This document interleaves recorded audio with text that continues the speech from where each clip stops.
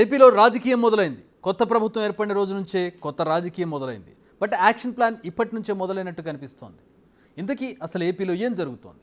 ఏపీలో రివెంజ్ పాలిటిక్స్కు అడుగుపడిందా, లేక చట్టం తన పని తాను చేసుకుంటూ పోతోందా? సమయం తెల్లవారుజామున 5:30 తాడేపల్లిలోని వైసీపీ అధినేత జగన్ క్యాంపు కార్యాలయానికి కూతవెడ్డి దూరంలో మొదలైంది కూల్చివేత. కూలిపోయేది నిర్మాణంలో ఉన్న వైసీపీ పార్టీ కార్యాలయం. తూర్పున సూర్యుడు ఉదయించేలోపే జరగాల్సిందంతా జరిగిపోయింది. నిర్మాణంలో ఉన్న కార్యాలయం నేలమట్టమైంది. ఇక ఆ తర్వాత మొదలైంది అసలు రాజకీయం. రాజకీయాల గురించి మాట్లాడుకునే ముందు అసలు ఆ నిర్మాణాలు ఎందుకు కూల్చారో తెలుసుకుందాం. తాడేపల్లిలోని 202A1 సర్వే నెంబర్లో ఉంది ఈ నిర్మాణం. ఈ సర్వే నెంబర్లో 2 ఎకరాల భూమిని పార్టీ కార్యాలయానికి ప్రభుత్వం కేటాయించింది. అంటే వైసీపీ హయాంలో వారి పార్టీ కోసమే కేటాయించిన స్థలం అన్నమాట. అయితే ఈ స్థలం అంతకు ముందు ఇరిగేషన్ శాఖ స్వాధీనంలో ఉంది. అయితే ఈ స్థలాన్ని స్వాధీనం చేసుకునేందుకు ఇరిగేషన్ శాఖ అంగీకరించలేదు. సిఆర్డీఏ, ఎంటీఎంఈ, రెవెన్యూ శాఖలు కూడా ఈ భూమిని ఆ పార్టీకి ఇవ్వడానికి అంగీకరించలేదు. అంతేకాదు అసలు భవన నిర్మాణానికి కనీసం ప్లాన్ కోసం కూడా దరఖాస్తు చేసుకోలేదు. నీటిపారుదల శాఖకు చెందిన భూమిలో ఇలా అక్రమంగా అనుమతి లేకుండా నిర్మాణాలు చేపట్టడం చట్టవిరుద్ధం. అందుకే ముందుగా నోటీసులు ఇచ్చాం, ఆ తర్వాత కూల్చేశాం. ఇది ప్రభుత్వ అధికారులు చెబుతున్న వెర్షన్. అయితే వైసీపీ ఎలాంటి అనుమతులు లేకుండా పార్టీ కార్యాలయ నిర్మాణం చేపట్టిందని గుంటూరు జిల్లా టీడీపీ ప్రధాన కార్యదర్శి పోతినేని శ్రీనివాసరావు ఫిర్యాదు చేశారు. ఈ అక్రమ నిర్మాణాలపై చర్యలు తీసుకోవాలంటూ అధికారులను కోరారు. ఈ ఫిర్యాదుపైనే అధికారులు స్పందించారు, నోటీసులు జారీ చేశారు, కూల్చేశారు. కానీ ఈ గ్యాప్లో దీనిపై హైకోర్టును ఆశ్రయించింది వైసీపీ. తమ పార్టీ కార్యాలయాన్ని కూల్చేసేందుకు ప్రయత్నిస్తున్నారంటూ అత్యవసర పిటిషన్ దాఖలు చేసింది. ఈ పిటిషన్పై కోర్టు కూడా విచారణ చేపట్టింది. అయితే ఎలాంటి ఆదేశాలు ఇవ్వలేదు. కానీ అంతలోనే జరగాల్సిన తతంగాన్ని జరిపించేశారు అధికారులు. ఇది జరిగింది. ఇక రాజకీయాల విషయానికి వద్దాం. వైసీపీ కార్యాలయ కూల్చివేత ముమ్మాటికి కక్షపూరిత రాజకీయమే అంటోంది వైసీపీ.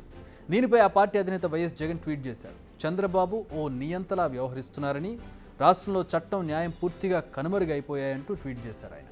ప్రజాస్వామ్యవాదులంతా చంద్రబాబు దుశ్చర్యలను ఖండించాలని కోరారు. ఇక వైసీపీ నేతలు కూడా కోర్టులో కేసు ఉండగా అధికారులు ఎలా చర్యలు తీసుకుంటారంటూ మండిపడుతున్నారు. ప్రభుత్వ స్థలం, ఇరిగేషన్ స్థలం, దీన్ని 33 సంవత్సరాలకు లీజుగా తీసుకోవటం జరిగింది. దీనికి అవి లేవు ఇవి లేవు అని ఏమన్నా చెప్తే చెప్పొచ్చు.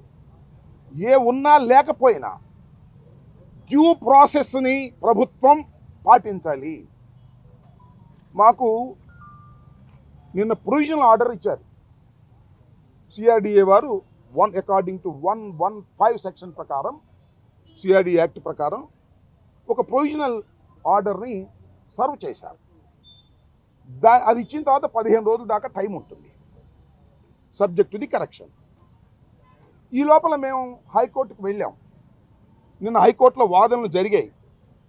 వాదనలు జరిగినప్పుడు ప్రభుత్వం వైపు నుంచి కూడా అడ్వకేట్స్ అటెండ్ అయ్యారు.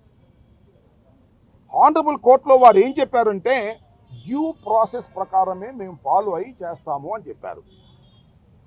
What is the due process అంటే ఏమిటంటే, ప్రొవిజనల్ ఆర్డర్ ఇచ్చిన తర్వాత మా దగ్గర నుంచి ఎక్స్ప్లెనేషన్ తీసుకున్న తర్వాత కన్ఫర్మేషన్ ఆర్డర్ ఇవ్వాలి, దానికి కూడా ఎక్స్ప్లెనేషన్ తీసుకోవాలి. అది కూడా అయిన తర్వాత ట్రిబ్యునల్ కూడా మాకు వెళ్ళే ఛాన్స్ ఉంది. అన్ని చట్టబద్ధమైనటువంటి అన్ని మార్గాలు మూసుకుపోయిన తర్వాత then they will take action.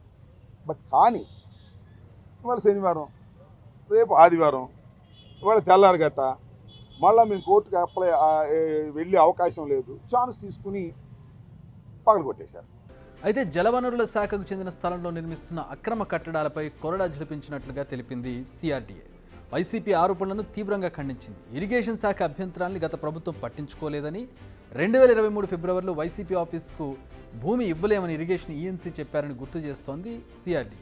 YCP కోరిన భూమిలో తాము ట్రైనింగ్ కార్యాలయం నిర్మించదలిచినట్లు అప్పటి ఈఎన్సీ చెప్పారని తీవ్ర అభ్యంతరం తెలిపినప్పటికీ వైసీపీ ఆఫీస్ నిర్మాణం చేపట్టారంటోంది సిఆర్డీఏ. ఇది సిఆర్డీఏ వర్షన్. ఇదే కాదు, అనకాపల్లిలో నిర్మిస్తున్న వైసీపీ కార్యాలయ నిర్మాణానికి కూడా నోటీసులు ఇచ్చింది గ్రేటర్ వైజాగ్ మున్సిపల్ కార్పొరేషన్. అనుమతులు లేకుండా ఆఫీసు నిర్మించారన్న జనసేన నేత మూర్తి యాదవ్ ఫిర్యాదుతో ఈ నోటీసులు జారీ అయ్యాయి. ఇక ఎండాడులో 175/4 సర్వే నెంబర్లోని 2 ఎకరాల భూమిని అక్రమంగా సేకరించి ఆఫీస్ నిర్మాణం చేపట్టారని మూర్తి యాదవ్ మరో ఫిర్యాదు చేశారు. దీనిపై కూడా అధికారులు చర్యలకు సిద్ధమయ్యారు. అయితే ఈ చర్యలన్నింటినీ కక్షపూరిత చర్యలని ఆరోపిస్తున్నారు వైసీపీ నేతలు. దీనిపై కూడా టీడీపీ నేతలు అదే స్థాయిలో కౌంటర్ ఇస్తున్నారు. అక్రమంగా నిర్మాణాలు చేపట్టి ఇప్పుడు చర్యలు తీసుకుంటే దాన్ని కక్షపూరిత రాజకీయాలంటూ ప్రజలను తప్పుదో పట్టించడం సరికాదంటున్నారు టీడీపీ నేతలు. గతంలో జగన్ ప్రజావేదికను కూల్చేశారు కాబట్టి ఇప్పుడు తాము కూడా కూల్చివేతలతోనే పని ప్రారంభిస్తామన్నట్టుగా టీడీపీ పనిచేస్తోందనేది కొందరి ప్రశ్న. అక్రమంగా నిర్మించుకున్న దానిని కూల్చేస్తే తప్పే ఉందనేది మరికొందరి వాదన. బిగ్ టీవీ అవుట్లుక్ కథనాలు నచ్చితే వెంటనే బిగ్ టీవీ ఛానల్ ను సబ్స్క్రైబ్ చేయండి.